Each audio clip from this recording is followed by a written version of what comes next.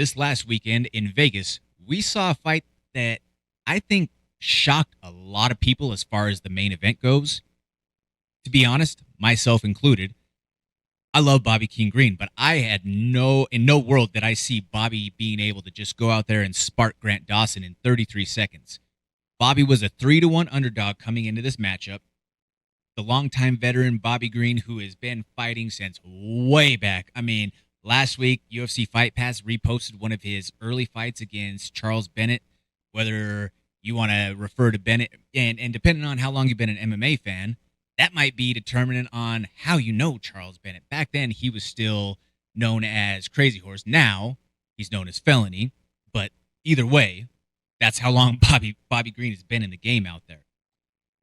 Again, Bobby enters the rankings at number 13. Grant Dawson fell back from 10 down to 15.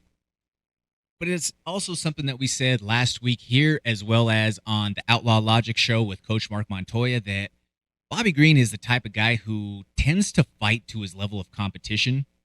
The better his opponent is, the better Bobby tends to look. This late run that Bobby's had over the course of the last couple of years, especially essentially COVID era to now, he's been one of the most active fighters, and he's put together some pretty entertaining performances and strings of wins in the process that it's kind of reminiscent of that 2019 run that Jorge Masvidal had. Both guys are longtime veterans who mix it up with some of the best for years, and they're finally putting it all together. They got past that stretch of having those lopsided or those, maybe potentially questionable split decisions in the mix to figuring out ways to finish fights and put stamps on their performances. One thing that Bobby has always said, though, too, is that he never really cared about the rankings. He just wants to put on exciting fights. And he said that that's one thing that he kind of sees as a lack with some of the up-and-coming generation, that there's a lot of athletes, that there's not a lot of fighters.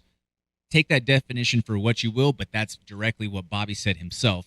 But one thing that he also mentioned after the fight, and this is something that I think caught a lot of people's attention as well, is he said that he feels like he's within sniper range of getting that title, and he feels like he can make a run to snatch it.